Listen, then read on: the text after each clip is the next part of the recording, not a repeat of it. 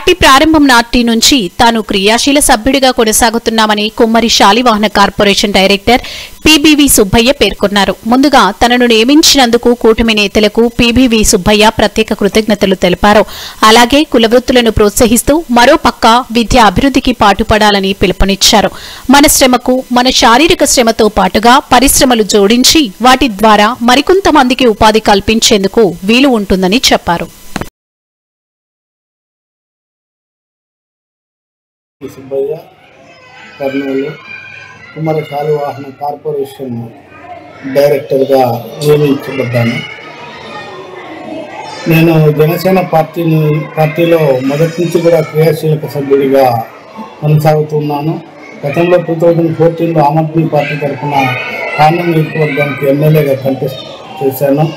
ఆ తర్వాత శ్రీ పవన్ కళ్యాణ్ గారి యొక్క స్ఫూర్తితో వారు కర్నూలు వచ్చినప్పుడు వారి యొక్క కోరిక మేరకు మేము జనసేన పార్టీలో వచ్చాము.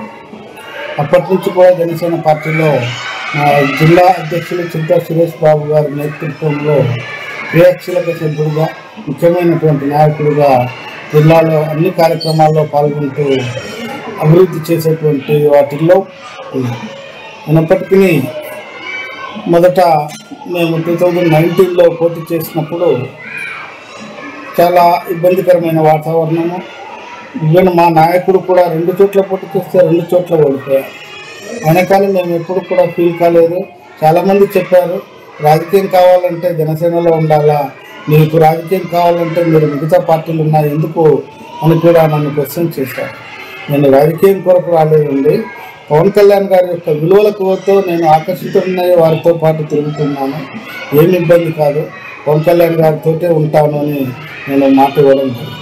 అదే తీరులో మాకు పవన్ కళ్యాణ్ గారు అయితేనేమి, నాదెండ్ల మనోహర్ గారు అయితేనేమి, మా జిల్లా అధ్యక్షులు చింతా సురేష్ బాబు గారు అయితేనేమి, మా ఎమ్మెల్సీ హరిప్రసాద్ గారు అయితేనేమి ప్రోత్సహిస్తూ ఖచ్చితమైనటువంటి తీరులో చక్కని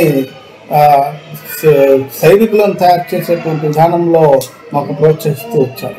మా జన సైనికులు జిల్లాలో ప్రతి చోట కూడా పలకరించేటువంటి విధానంలో మాకు తెలిసిపోతుంది, మార్పు వస్తూ ఉంది.